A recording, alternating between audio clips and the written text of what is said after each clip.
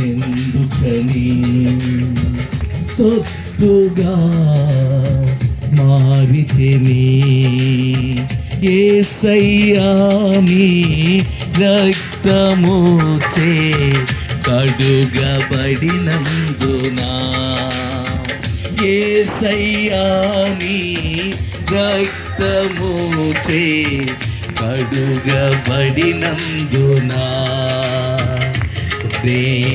నేనెందుకని నీ సొత్తుగా మారితిని యేసయ్యా నీ రక్తముచే కడుగబడినందున నీ అనాది ప్రణాళికలో హర్షించెను నా హృదయ సీమ నీ అనాది ప్రణాళికలో హర్షించెను నా హృదయ సీమ నేనెందుకని నీ సొత్తుగా మారితిని యేసయ్యా నీ రక్తముచే కడుగబడినందున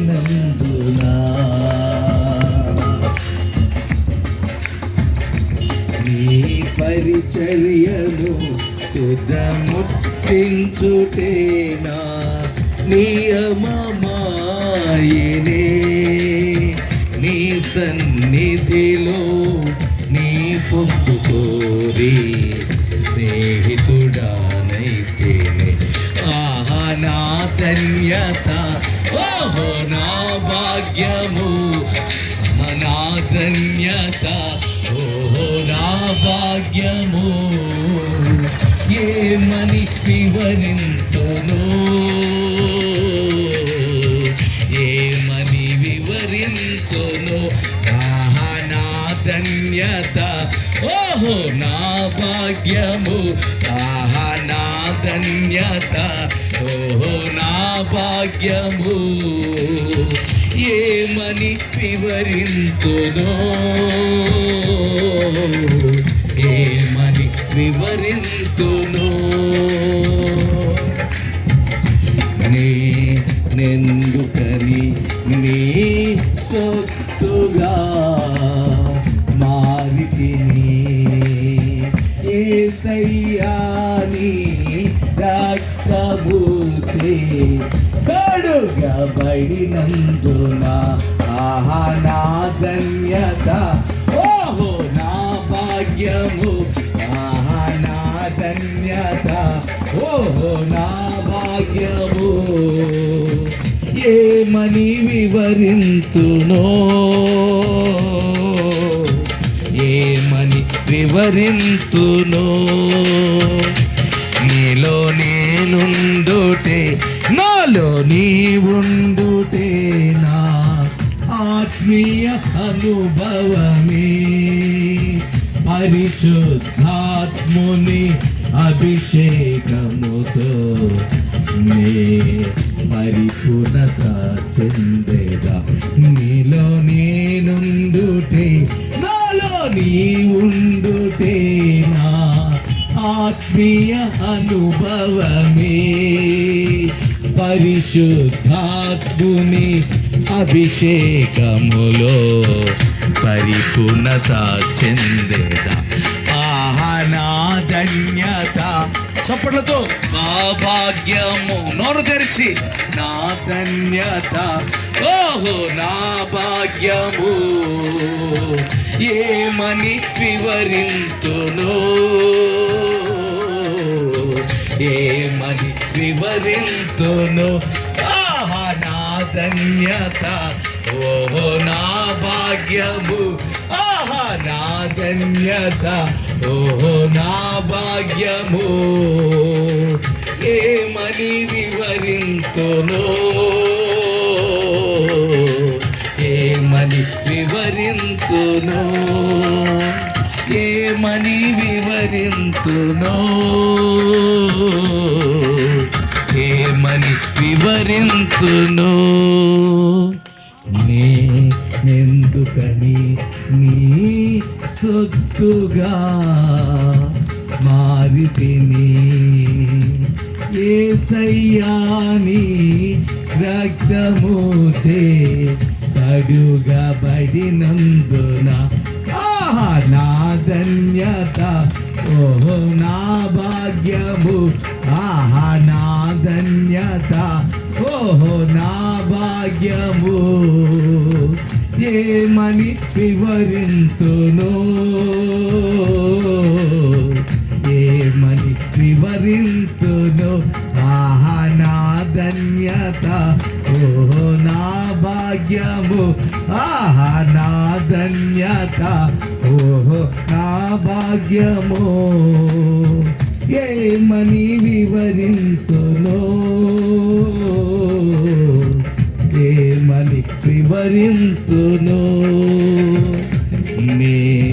నేనెందుకని నీ సొత్తుగా మారితిని, యేసయ్యా నీ రక్తముచే కడుగబడినందున.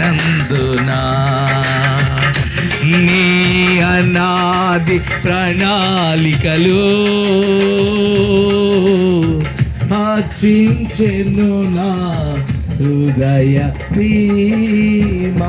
నీ అనాది ప్రణాళికలు హర్షించెను నా హృదయ సీమ. నీ అనాది ప్రణాళికలు హర్షించెను నా హృదయ సీమా. చప్పట్లు కొడుతూ గట్టిగా దేవునికి స్తోత్రాలు చెబుదాం. ఎదుగో సంతోషం అనబడిన సరస్వతి దేవుని రక్తముతో కడగబడి, ఆయన విలువైన రక్తము చేత ఆయనలో ఐక్యమైపోయి బ్రతికి జీవిస్తూ ఉండగానే ఆయన ప్రేమను పొందుకుని నిత్య జీవనంలో సంతోషిస్తున్నారు. ఈ రోజున ఆయన యందు విశ్వాసం ఉంచడానికి మరణమే లేదు. కావున ఈ రోజున సంతోషమ్మ, ఈ రోజున పరలోక రాజ్యం ఆయనతో పాటు కూర్చుంది కనుక రెండు చేతులు పైకెత్తి చప్పట్లు కొడుతూ గట్టిగా దేవునికి స్తోత్రాలు చెబుదాం. Thank you Jesus, thank you Jesus, thank you Jesus. వారి కుటుంబ సభ్యులందరినీ దేవుడు రక్షించుకుని ఆయన తన ప్రేమ చేత నడిపించి తన కృపతో ఆమె ప్రార్థన ఆశీర్వాదకరంగా మార్చుచున్నాడు కనుక స్తోత్రాలు చెబుదాం అందరూ. స్తోత్రం స్తోత్రం స్తోత్రం స్తోత్రం స్తోత్రం. దయచేసి అందరూ కూడా కూర్చుందాం. విందు జరుగుచున్న ఇంటికి పోవుట కంటే ప్రలాపించుచున్న వారి ఇంటికి పోవుట మేలు. ఏలయనగా మరణము అందరికీ వచ్చును గనుక బ్రతుకువారు దానిని మనస్సున పెట్టుదురు. దేవుడు తన పరిశుద్ధ వాక్యము మనందరి వినికిల్లో దీవించి ఆశీర్వాదకరంగా మార్చును గాక. ఆమేన్. ప్రియ దేవుని బిడ్డలారా, బైబిల్ గ్రంథము అమూల్యమైన సత్య వేద వాక్య గ్రంథము. ఈ లోకములో అనేకమైన తత్వ గ్రంథాలు కలవు, అనేకమైనటువంటి వేదాలు కలవు, అనేకమైనటువంటి గురువులు బోధలు చేసిన వారు కలరు. కానీ ఈ బైబిల్ గ్రంథం యొక్క సత్యవేదములో తెలుపబడినటువంటి అమూల్యమైన సత్యాలు మన జీవితాలకి ఎంతో ప్రాముఖ్యమైనవి. ఈ బైబిల్ గ్రంథంలో ఒక వ్యక్తిని గురించి మనం చూసినట్లయితే అతన్ని దేవుని వాక్యం చెబుతున్న మాట ఏంటంటే జ్ఞాని అయిన సొలొమోను అంటారు. అలాంటి జ్ఞానవంతుడు అంతకు ముందు లేడు, తర్వాత కూడా పుట్టడంట. ఈయన రాసిన గ్రంథమే ఈ ప్రసంగి గ్రంథం. ఈ ప్రసంగి గ్రంథములో ఈ జ్ఞాని అయిన సొలొమోను ఏమని చెప్పాడంటే, ప్రారంభం నుంచి చివరి వరకు ప్రతీది వ్యర్థము వ్యర్థము. ఈ సూర్యుని క్రింద జరుగుతున్న ప్రతీది కూడా వ్యర్థమే. నువ్వు పెట్టుకున్నటువంటి బంధాలు ఒక రోజున తెగిపోతాయి. నువ్వు కలిగి ఉన్నటువంటి బంగారం, ఆస్తి, ఐశ్వర్యాలు ఒక రోజు నిన్ను విడిచిపోతాయి. నీ కుటుంబ సభ్యులు కూడా నిన్ను ఒక రోజు విడిచిపెట్టి వెళ్ళిపోతారు. నీ ప్రాణం పోతే నిన్ను వారు కాటి వరకు తీసుకొచ్చి వాళ్ళు వదిలిపెట్టి వెళ్ళిపోతారు. నువ్వు నమ్ముకున్న ఈ లోకములో ఆధారాలన్నీ కూడా వ్యర్థమే అని ఆయన రాసి పెట్టాడు ఈ గ్రంథంలో. సొలొమోను గారు అన్ని వ్యర్థము, వ్యర్థం, వ్యర్థం, వ్యర్థం, వ్యర్థం. సూర్యుని క్రింద జరిగేది ప్రతీదీ వ్యర్థమే. ఒకడు గొప్పతనంతో అన్ని సంపాదించేసుకొని ఆ మన్నాడు రోజున చనిపోతే ఏమైపోద్ది? అంత వ్యర్థమే కదా. ఆయన చెప్పిన మాట సత్యం. అయితే వ్యర్థము, వ్యర్థము, వ్యర్థము, వ్యర్థము, ఇదంతా అనర్థము, ఇది పనికిరానిదని, సూర్యుని క్రింద ఉన్నదని చెప్పిన ఆయనే ఈ గ్రంథంలో ఒకే ఒకసారి మాత్రం చెప్పాడు, మేలు, మేలు, మేలు అని 3 సార్లు చెప్పాడు. అదేంటంటే ఇక్కడ ఏం మేలు అంటున్నాడు చూడండి. సుగంధ తైలము కంటే మంచి పేరు మేలు, ఒకని జన్మదినము కంటే మరణ దినమే మేలు, విందు జరుగుచున్న ఇంటికి పోవుట కంటే ప్రలాపించుచున్న వారి ఇంటికి పోవుట మేలు. లోకంలో ఎవరైనా ఈ విషయం చెప్తారండి? సుగంధ ద్రవ్యాలు, ఆస్తి, ఐశ్వర్యాల కంటే మంచి పేరు మేలు అంటున్నాడు. ఒకని జన్మదినం కంటే వాడు మరణ దినమే మేలు. ఎవరన్నా అలా పండగలు చేసుకుంటారా మరణ దినాన్ని? మనం చేసుకుంటున్నాం ఇవాళ మన సంతోషం గారి యొక్క మరణ దినాన్ని మేలుగా పండుగగా చేసుకుంటున్నాం. అల్లుడి గారు చెప్పారు, నేను ఏ కార్యక్రమాలు చేయనండి, మా అమ్మగారి యొక్క జ్ఞాపకార్థ కూడిక ఘనంగా చేసుకుంటానని అన్నాడు. లోకమంతా అంటది పుట్టినరోజు, పుట్టినరోజు, పెరిగే రోజులు మేలు, మేలు, మేలు అని చెప్తుంది. కానీ బైబిల్ గ్రంథం ఒకటే చెప్తుంది, నీ పుట్టినరోజుల కన్నా నీ మరణ దినం మేలు. విందు జరుగుతున్న వారి ఇంటికి వెళ్ళటం కంటే ప్రలాపించుచున్న వారి ఇంటికి వెళ్ళడం మేలు. ఏంటండి ఈ బైబిల్ ఎంత అడ్డగోలుగా మాట్లాడుతుంది? అయినా కానీ జనం అందరూ ఈ బైబిల్ని పట్టుకుని వెంబడిస్తున్నారు. తండోపు తండాలుగా జనాలు ప్రతి కులములోంచి, ప్రతి జాతిలోను, ప్రతి వీధిలోను, ప్రతి దేశంలోను ఈ సువార్త వాక్యము, ఈ వాక్యము ప్రకటించబడుతుంది అనడానికి గల కారణం ఏంటి? మనం అనుకున్నది మనం అంటాం మరణమా బాబాయ్, మైలు, మైలు అంటావా, కీడు అంటావా? కీలు అంటాం, మైలు అంటాం. అంటే మరణాన్ని మైలు దూరంలో పెడతాం.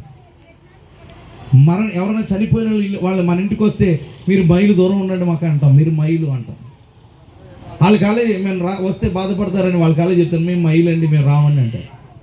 కానీ దేవుడి వాక్యం చెప్తుంది, నీ జీవితంలో పుట్టినరోజులు ఎన్ని చేసుకుని ఎంత గొప్పదనంగా బ్రతికినా కానీ నీ మరణ దినం గనక మేలు కాకపోతే నువ్వు బ్రతికిన బ్రతుకంతా వ్యర్థమే. ఒక వ్యక్తి జీవితము ముగింపు సరిగా లేకపోతే అతని బ్రతుకులు ఎంత గొప్పడైతే ఏం కావాలి? ఎంత బతికి ఇంటి వెనకాల చచ్చాడు అన్నారంట. సామెత మనకు తెలీదా? ప్రియదేవుని బిడ్డలారా, మనం అనుకున్నది, మనం నమ్ముతున్నది, మనం వెళ్తున్నది ఏంటో ఒకసారి గమనించుకోవాలి. సాటి లేని సత్యవాక్య గ్రంథము చెబుతున్న మాట, ఒకని జన్మదినం కంటే మరణ దినం మేలుగా మార్చుకోవాలి. నువ్వు పుట్టినరోజు ఎలా పుట్టావో నీకు తెలియదు, ఏ ఇంట్లో పుట్టావో నీకు తెలియదు, ఎవరు నిన్ను ఎత్తారో తెలియదు, నేను ఎవరు ఆ రోజు ఊపిరిపోతుంటే మరి తల్లి నిన్ను కనలేక నీ తల్లి ఇబ్బంది పడుతుంది, ఎవరు నిన్ను బ్రతికించారో నీకు తెలియదు. కానీ ఆ రోజు నువ్వు బ్రతికించుకోలేదు. కానీ నీ మరణ దినాన్ని కనుక నువ్వు బ్రతికించుకోకపోతే నీ బ్రతుకులో బ్రతికిన బ్రతుకంతా వ్యర్థమైపోద్దని దేవుని వాక్యం తెలియజేస్తుంది. హల్లెలూయా, హల్లెలూయా. ఎందుకని దేవుని వాక్యం మరణ దినం మేలుగా ప్రకటిస్తుంది అని అంటే, బైబిల్ గ్రంథంలో మనం చూస్తే ప్రకటన గ్రంథము 13వ అధ్యాయం 14వ వచనం చదివితే,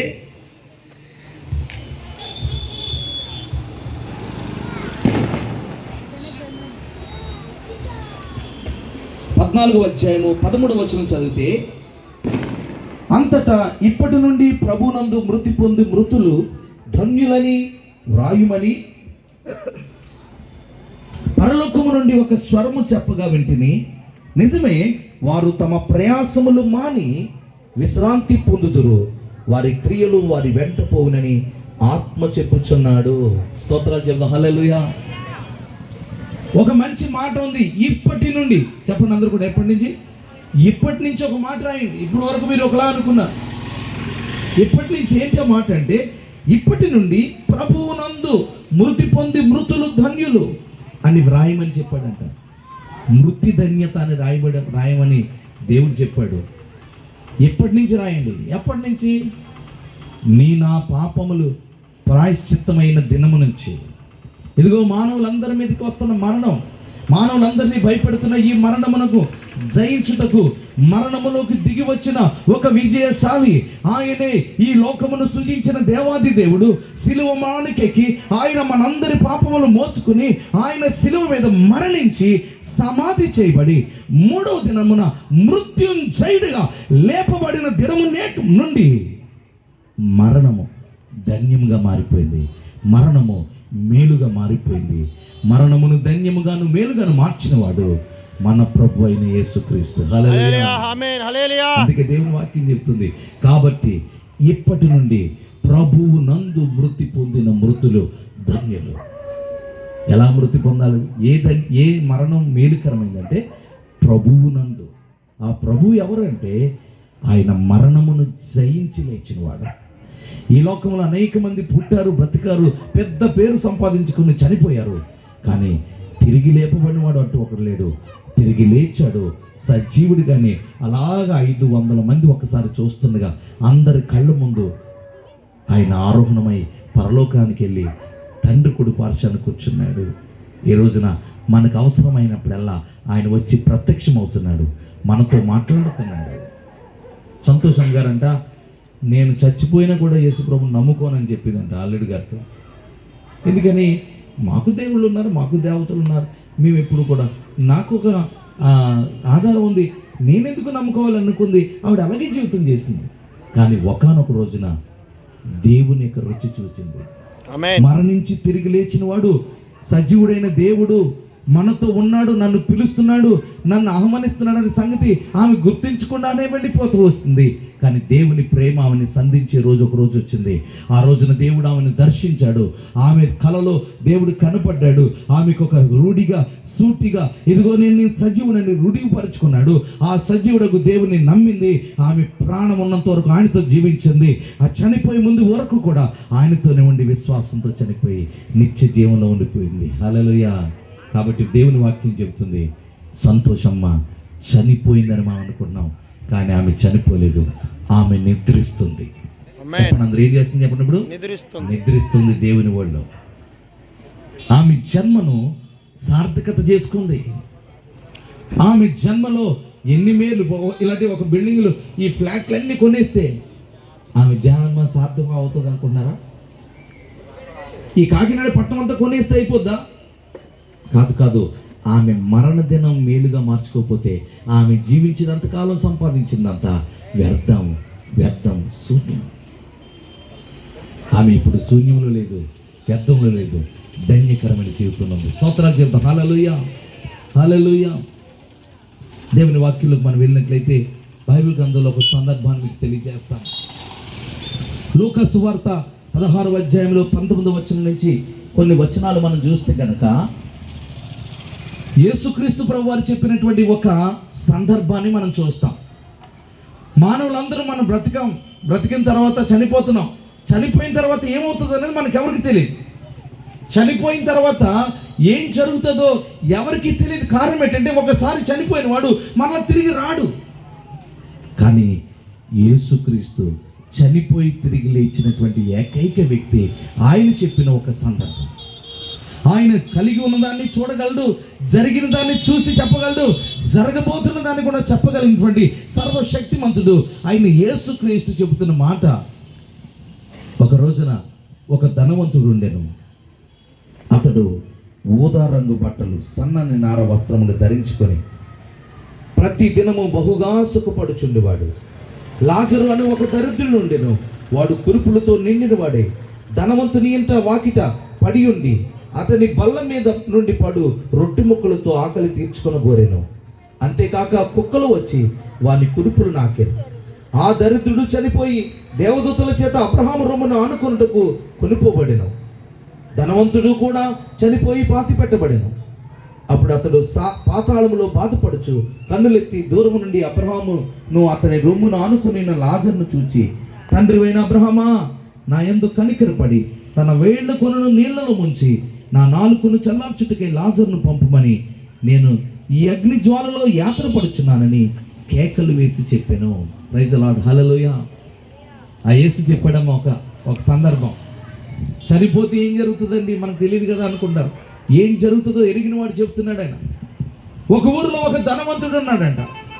అతడు సన్నని నార వస్త్రాలు ధరించుకుని లెనిన్ వస్త్రాలు, కాస్ట్లీ బట్టలతో జీవించాడు. ఆ ఇంటి గుమ్మం ముందే ఒక పేదవాడు ఉన్నాడు. అతని పేరు లాజరు. ఏం పేరు చెప్పండి? లాజరు. లాజర్ అనేవాడు. వాడికి ఆహారం కూడా లేదు. ఆ ధనవంతుడి ఇంటి మీద నుంచి రొట్టె ముక్కలు, బల్ల మీద పండు ముక్కలను ఎత్తి కింద పాడేస్తే ఆ పెంట కుప్పల మీద ఉన్న ముక్కలు తీసుకుని తినడం మొదలు పెట్టేవాడు. తింటూ బతికాడు. కుక్కలు కూడా అతనితో కలిసి ఆ భోజనం చేస్తుండే. కొన్ని రోజులకి కురుపులు పట్టేసినాయి, పుండ్లు అయిపోయినాయి. ఆ కుక్కలు వచ్చి ఆహారం తినడం మాత్రం ఈ కురుపులు నాకుతుండే అంట.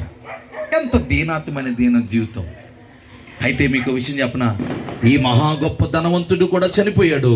అతనితో పాటు అతని ఇంటి వాకిట ఉన్నటువంటి లాజరు అనే ఒక పేద కురుపులతో నిండి వాడు కూడా చనిపోయాడు. ధనవంతుడు చనిపోతే ఈ ఊరిలో ఉన్న ఎమ్మెల్యేలు, మినిస్టర్లు అందరూ వచ్చి అతన్ని ఘనంగా తీసుకెళ్లి సమాధి చేసేశారు. ఈ పేదవాడు చనిపోతే మున్సిపాలిటీ వాళ్ళు వచ్చి లాక్కు పాడేశారు. కట్ చేస్తే వీళ్ళ తదుపరి జీవితంలోకి వెళ్ళిపోయారు. జరిగిన సందర్భం ఏంటంటే, ఈ ధనవంతుడంట పాతాళములో వేదనకరమైన చోట్లో, అగ్ని ఆరదు పురుగు చావదనే చోటులో, మకలాడుతున్న చోట కాలిపోతున్నాడంట. ఈ పేదవాడైనటువంటి ఈ లాజరు అనేవాడు తన తండ్రి అయిన అబ్రహాము రొమ్మును ఆనుకుని, ఆత్మ అక్కడ ఆనుకుని సంతోషంగా ఉన్నాడంట. జీవితం తర్వాత ఏం జరుగుతుందో యేసు ప్రభు క్లియర్గా చెప్పాడు. మన జీవితంలో ఎలా బ్రతికేస్తున్నాం. మనం లెక్కలేని జీవితం చేస్తున్నాం, భయం లేకుండా జీవితం చేస్తున్నాం, అన్యాయం చేస్తూ జీవితం చేస్తున్నాం, అక్రమమైన జీవితాలు, పొరుగువాడు లాక్కుని తీసుకునే జీవితాలు, అన్యాయమైన జీవితాలు చేసుకుంటూ పోతున్నాం. ఈ జీవితం తర్వాత నీ ఆత్మకు ఆ శిక్ష పడితే నువ్వు ఎలా బ్రతుకుతావు? ఈ ధనవంతుడు అలాగే శిక్షణ అనుభవిస్తున్నాడు. తర్వాత ఆత్మ. ఇక్కడ సమాధి ఏమో బంగారాలు, నెయ్యి వేసి, పువ్వులేసి, డబ్బులేసి, మరి దండలేసి అతన్ని బంగారపు వస్త్రాలతో తను తీసుకెళ్లి సమాధి చేస్తున్నారు. వాడి ఆత్మేమో కాలిపోతుంది. ఈ లోకంలో నీకు ఉన్నది ధనం ఉందని, డబ్బు ఉందని, మనసు ఉందని, బలగం ఉందని, నాకు పార్టీ పెద్దలు అన్నీ నా సపోర్ట్ ఉందని నువ్వు విర్రవీగుతావేమో, కానీ నీ ఆత్మకు ఇవేవి కూడా సపోర్ట్ రావు. నీ ఆత్మ దేవుడి దగ్గరికి వెళ్ళాలి. దేవుడు పరలోకమా, నిత్యాజ్ఞ, నరకమా అని డిసైడ్ చేసి పంపించినప్పుడు నిన్ను తప్పించేవాడు ఎవడు ఉన్నాడు? దేవుని బిడ్డలారా, ఇక ఈ పేదవాడని లాజరు ఉన్నాడు చూడండి. ఈయన ఆ పరలోక రాజ్యంలో తమ తండ్రి అయిన అబ్రహాము రొమ్మును ఆనుకుని అలా విశ్రాంతిగా ఆడుకుంటున్నాడట. అక్కడి నుంచి అక్కడ వాళ్ళు చూసుకుంటున్నారు. ఈ ధనవంతుడు ఆ దూరం నుంచి చూసి కనిపెట్టాడు, నా ఇంటి ముందుండే ఆ కుక్కలు నాకేటువంటి వాడు, నా ఇంటి వీడు ఉండకూడదని నేను చాలాసార్లు గొడవ చేశాను, మున్సిపాలిటీ వాళ్ళతో వీడిని తోయించేసినా కూడా వీడు వచ్చి నా ఇంట్లో ఉండేవాడు, నేను చాలా అసహ్యంగా చూసేవాడు, కానీ వీడు ఈరోజు నీ పరలోకంలో ఎంత సంతోషంగా ఉన్నాడు, నేనైతే ఈ వేదనకరమైన స్థలంలో ఉన్నానే అని అప్పుడు జ్ఞానోదయం అయిందండి. స్తోత్రాలు చెప్దాం, హల్లెలూయా. అప్పుడు వాడికి ఆశ్చర్యపోయి అడుగుతాడు, అయ్యా అబ్రహాము గారు, పరలోకం నుంచి ఆ లాజరు అనేవాడిని నా దగ్గరికి పంపించండి. వాడి చిటుకు నీళ్ళతో ఒక్క చుక్క నీరు నా నాలుక మీద పోయింది, నేను తట్టుకోగలుగుతాను, ఒక్క చుక్క చాలు నాకు.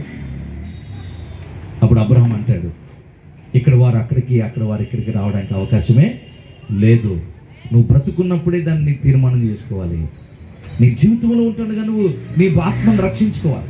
చాలామంది ఆత్మ చనిపోయిన తర్వాత మనం చేస్తాం ఏంటి, చనిపోయిన మా సంతోషం గారు ఆత్మకు శాంతి కలగాలని మనం ఎన్ని కార్యాలు చేసినా, మనందరూ లేచి నిలబడి 5 నిమిషాలు నిలబడ్డాం అనుకోండి, ఆవిడ ఆత్మకి ఆవిడే శాంతి చేసుకోలేదు. ఇప్పుడు మనం నిలబడితే ఆవిడ ఆత్మకు శాంతి అవుతుందా? అసలు మన ఆత్మకి మనకే శాంతి లేదు. ఈ ప్రపంచం అంతా లేచి నిలబడి 5 నిమిషాలు వారి ఆత్మకు శాంతి కలగాలని చెప్పి కూర్చుంటే శాంతి కలుగుతుందా? ప్రియ దేవుని బిడ్డలారా, ఎవరి జీవితాన్ని వాడు కట్టుకోవాలి, ఎవరి ఆత్మకు వాళ్ళు శాంతి తెచ్చుకోవాలి.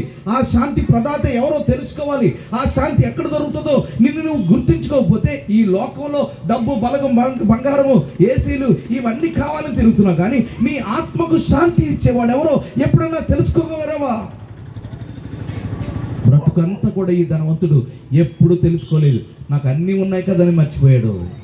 వాడి ఆత్మకు శాంతి లేకుండా పోయింది. ఇప్పుడు నాకు శాంతి కావాలంటే కుదరదు. బ్రతుకుండగానే నీ ఆత్మకు శాంతి ఇచ్చేవాడిని నువ్వు తెలుసుకోవాలి. ఈ పేదవాడండి, వీడి జీవితంలో ఏది లేదు, కానీ తనకు ఆత్మకు శాంతినిచ్చేవాడు ఎవరో తెలుసుకున్నాడు. మీకు మర్మం చెప్తాను, వినండి. ధనవంతుడు అన్నాడు, వాడి పేరు చెప్పాడా? చెప్పలేదు. పేదవాడు అన్నాడా? పేరు చెప్పాడా? లాజరు అని పేరు పెట్టాడు, చెప్పాడు. పరిశుద్ధాత్మ దేవుడు ఎందుకు ఇలా రాశాడో గమనిస్తే గనక, లాజరు, చెప్పండి అందరు కూడా, లాజరు అనే పేరుకు అర్థం ఏంటంటే దేవుడు మనకు సహాయము. ఏం పేరు చెప్పండి? ప్రియ దేవుని బిడ్డలారా, మోక్షానికి వెళ్ళాలంటే పుణ్యకార్యం చేయాలి, పుణ్యాలు చేయాలి. మనం 100 మందిని కొట్టుకొచ్చేసి 10 మందికి భోజనాలు పెట్టేస్తే పుణ్యం వచ్చేస్తుందా? చేయాల్సిన అన్యాయాలు చేసేస్తూ నువ్వు 4 బట్టలు పెట్టేస్తే పుణ్యం అయిపోయింది అనుకుంటున్నావా? నిన్ను నువ్వు మోసం చేసుకున్నావు. ఈ లోకంలో ఏ వ్యక్తి యొక్క పుణ్యకార్యాలు, నువ్వు ఎన్ని పుణ్య లోకాలకు తిరిగినా, పుణ్య స్థలాలు సందర్శించినా నీకు పుణ్యం దక్కదు. నిన్ను మోక్షానికి చేర్చే పుణ్యం ఎవరిస్తారో తెలుసుకోవాలి. ధనవంతుడు నరకానికి వెళ్ళిపోవడానికి, లాజరు పరలోకానికి వెళ్ళిపోవడం గల కారణం ఇక్కడ ఇద్దరిలో ఎవరిలో పాపం ఉందని ఏం చెప్పలేదు. ధనవంతుడు ఏం పాపం చేశాడని లేదు, రాయబడలేదు. కానీ లాజరు దేవుని యొక్క సహాయాన్ని కోరుకున్నాడు. తన పేరుకి అర్థం ఏంటంటే, దేవా నేను పాపంలో పుట్టాను, పాపంలోనే చనిపోతే నిత్య నరకానికి వెళ్ళిపోతాను, ఈ పాపాన్ని నుంచి విడిపించేవాడు ఎవరు? నాకు ఆ భగవంతుడే సహాయం చేయాలని ఆ దేవుని యొక్క సహాయాన్ని కోరుకున్న వ్యక్తి లాజరు. అందువల్ల లాజర్ని పరలోకానికి దేవుడు తీసుకెళ్ళాడు. హల్లెలూయా. లాజరు గొప్ప నీతిమంతుడని ఏం లేదు. వాడి ఏం తప్పులు చేసేటానికి కురుపులు నాకేలాగా వాడి జీవితం జరిగింది. కుక్కలు వచ్చి కురుపులు నాకుతున్నాయి, తినడానికి తిండి కూడా లేకుండా పోయాడు. ఎంత శాపగ్రస్తుడిగా జీవించాడో తెలియదు. మేబీ అతని జీవితం, అతని పితరులందరూ పాపం చేస్తుంటారు. ఆ శాపమే వాడు అడుక్కునేవాళ్ళగా, వాడు పడిపోయిన రొట్టె ముక్కలు తినేవాళ్ళగా, వాడు కుక్కలు వచ్చి వాడి కురుపులు నాకు ఇలాంటి జీవితంలోకి వెళ్ళిపోయాడు. అంటే వాడు మరీ నిష్ఠదరిద్రుడే. కానీ వాడు ఒక ఆలోచనకు వచ్చాడు, భగవంతుడు నాకు సహాయం చేస్తే నేను మోక్షానికి పరలోకం వెళ్ళాలంటే నీ పుణ్యకార్యాలు నిన్ను పరలోకం చేర్చవు, కానీ దేవుడు నీకు సహాయం చేస్తే నువ్వు పరలోకానికి వెళ్తావు. నమ్మితే స్తోత్రాలు చెబుతావు. హల్లెలూయా. దేవుని వాక్యం చెప్తుంది, కాబట్టి ఇప్పుడు క్రీస్తు యేసునందున్న వానికి ఏ శిక్షా విధియు లేదు. ఈ లాజరు అనే వ్యక్తికి దేవుడు సహాయం చేశాడు. ఏ సహాయం చేశాడు? లాజరు మీద ఉన్నటువంటి పాపాన్ని, లాజరు మీద ఉన్నటువంటి శాపాన్ని ఆ భగవంతుడే మోసేసి ఆ లాజరుకి రక్షణ ఇచ్చి మోక్షానికి చేర్చుకున్నాడు. ఈ రోజున ఎక్కడున్న వారిలో ఎవరైనా కానీ, మీరెవరైనా, ఏ కులమైనా, ఏ జాతి అయినా, నువ్వు ఎంత గొప్పవాడువైనా, ఎంత నీతిమంతుడివైనా, ఎంత పాపాత్ముడివైనా, ఎంత శాపం నీ మీద ఏలుబడి చేస్తున్నా, ఈ రాత్రికాల సమయంలో దేవుడు నీకు సహాయం చేయడానికి తన 2 చేతులు చాపుతున్నాడు. నీ హృదయం దేవునికి ఇస్తే కనుక, ఆయన నీ హృదయంలోకి వస్తే కనుక నీ బ్రతుకుకి ఒక సహాయం కలుగుతుంది. ఆ యేసు అనే పేరుకి అర్థం ఏంటంటే రక్షకుడు. ఆయన తన ప్రజలను వారి పాపముల నుండి రక్షించే రక్షకుడు గనక ఆయనకు యేసు అనే పేరు పెడతామన్నాడు. హల్లెలూయా, హల్లెలూయా. కాబట్టి యేసుక్రీస్తు అనే రక్షకుడు లోకంలో ప్రకటించబడుతున్నాడు. ఈ రాత్రి సంతోషమ్మ గారు పొందుకున్న ఆ సంతోషం నీకు ఇవ్వడానికి, నువ్వు ఒకవేళ కూతురు అయి ఉండొచ్చు, కొడుకు అయి ఉండొచ్చు, మనవలు అయి ఉండొచ్చు, మనవరాల నుంచి కోడలు అయి ఉండొచ్చు, మీరెవరైనా కానీ మీ జీవితంలో నిజమైన శాంతి కావాలంటే, మీ జీవితానికి కావాల్సిన నిత్య సంతోషం కావాలంటే నీకు ఒక రక్షకుడు కావాలి. నీ హృదయాన్ని ఆదరించే ఒక సహాయకుడైన దేవుడు నీకు కావాలి. నీ కోసం ప్రాణం పెట్టిన ఒక దేవుడు నీకు కావాలి. ఆయనే ప్రభు అయిన యేసు క్రీస్తు. ఆయన లోకము యొక్క మానవాళి పాప పరిహారార్థమైన బలి పశువుగా ఆయన ఒక గొర్రె పిల్లగా మారిపోయి శిలువ మీదకెక్కి ఒక నిర్దోషమైన బలి పశువుగా ఆయన ప్రాణం పెట్టాడు. నీ పాపాలన్నీ కూడా ఆయన మోసాడు. నువ్వు ఆయనకి హృదయం ఇస్తే కనుక ఇప్పుడే తన రక్తమును నీకు పంపించి నిన్ను కడిగి శుద్ధీకరించి ఆయన బిడ్డగా మార్చుకుంటాడు. దేవుడు ఈ మాటల చేత మిమ్మల్ని ఆదరించునుగాక. ఒకవేళ మీరు తల్లి కోల్పోయి మరి ఆ దుఃఖములు ఉన్న కుమార్తెలు కానీ, అల్లులు కానీ, కుమార్తెలు కానీ తల్లి యొక్క ప్రార్థన మిమ్మల్ని ఆదరిస్తుంది. సంతోషమ్మ చనిపోలేదు. సంతోషమ్మ లాజరు వలె దేవుని ఒళ్ళో ఆయన అబ్రహాము రొమ్మున ఆనుకుని ఉంది. హల్లెలూయా. స్తోత్రాలు చెప్పండి, 2 చేతులు పైకెత్తి. హల్లెలూయా. ఆమెను ఎవరు చంపలేదు. ఆమె దేవుడి దగ్గరికి వెళ్ళిపోయిందంటే. కరోనా కూడా ఆవిడ చంపలేదు. కరోనాలో ఆవిడ బతికేసిన అందరికంటే ఎక్కువ ముందుగా బలంగా ఉండిపోయింది. స్తోత్రాలు చెప్తాం. హల్లెలూయా. ఈ రోజున మీకు శాంతి కావాలంటే ఆ యేసుకు మీ హృదయం ఇవ్వండి, తప్పకుండా మీలోకి వస్తాడు. కళ్ళు మూసుకుందాం, ఎక్కడ ఉన్నవారు అక్కడే హృదయాన్ని తెరిచి దేవునికి ఇవ్వడం మొదలు పెడతాం. చాలా మీ హృదయంలో దేవుని యొక్క కార్యము జరిగించబడినట్టుగా, దేవుడు యొక్క హస్తం చాపబడినట్లుగా మేము ప్రార్థన చేస్తాం. మీలో ఇక్కడ ఉన్న వాళ్ళు ఎవరైనా ఆ యేసు ప్రభు నాకు కావాలి, ఆయన సహాయం నాకు కావాలి, మోక్షానికి వెళ్ళడానికి నాకు మోక్షం కావాలి మరి అని అడిగితే కనుక మీరు ఉన్న దగ్గర అలా కళ్ళు మూసుకొని మీ కుడి హస్తం ఎత్తండి. మీ గురించి ప్రార్థన చేస్తాను. ప్రభువా నాకు నీ సహాయం కావాలి అని అడిగాను. ప్రభువా మోక్షం వెళ్ళాలంటే నా బలం, నా భక్తి, నా పుణ్యకార్యాలు సరిపోవని, నీ సహాయం నాకు కావాలని నేను ఒప్పుకుంటున్నాను.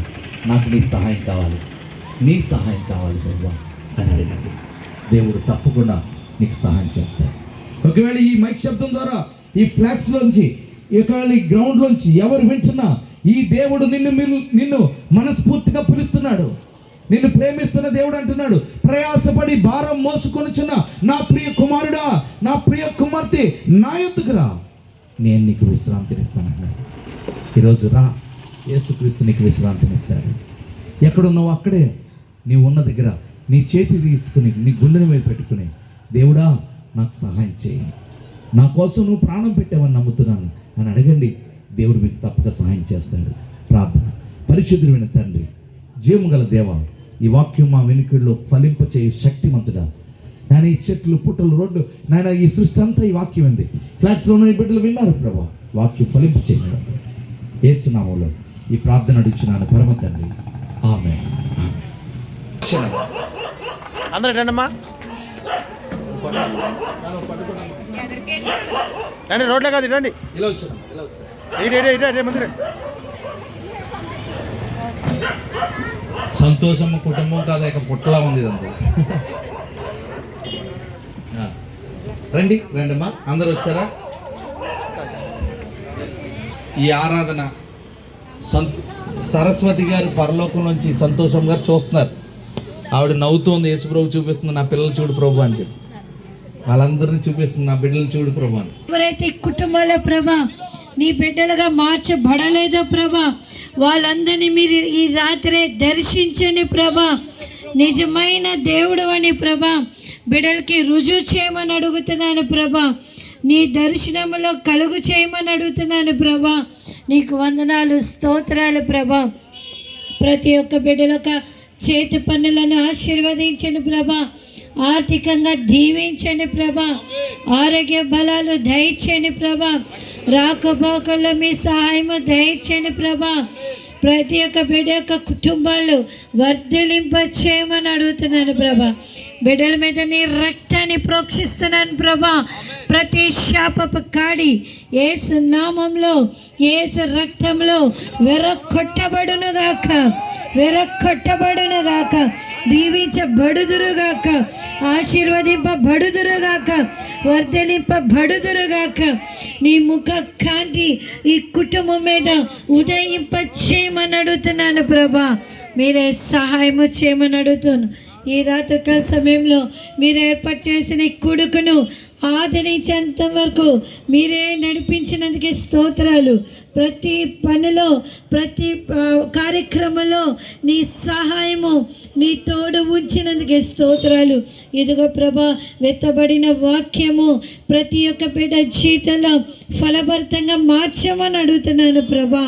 అలాగైతేనే ప్రభా, మరి ఈ సమయంలో జరగబోతున్న భోజనాల కార్యక్రమాన్ని మీరు దీవించండి, ఆశీర్వదించండి, సమృద్ధి దయచేయమని అడుగుతున్నాను ప్రభా.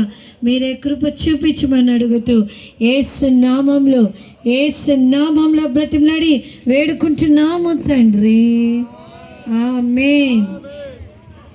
అలా కండ్లు మూసుకొని రెండు చేతులు, కుమారుడైన యేసుక్రీస్తు వారి యొక్క కృపయు, పరిశుద్ధాత్మ దేవుని సహవాసమును, ఆయన ఇచ్చే ఆదరణ, సంతోషము, సమాధానం, మరి ముఖ్యముగా ఆత్మలకు రక్షణ, విడుదల ఇచ్చి కూడి ఉన్న మనందరికీ, ఈ వాక్యం విన్న కుటుంబ సభ్యులు, అలాగే బంధుమిత్రులందరూ, ఇరుగుపోరు వారందరికీ, మరి ముఖ్యంగా సంతోషముగా రెండబడిన సరస్వతి గారి యొక్క సంతానమైన మీ అందరికీ తోడయుండి నడిపించును గాక. స్తోత్రం, హల్లెలూయా. చెప్పండి చేతుల పైకి, హల్లెలూయా. గట్టిగా చెప్పాలి అందరూ, హల్లెలూయా. God bless you. దేవుడు మేము దీవించును గాక. సమయంలో ఓట్ ఆఫ్ థ్యాంక్స్.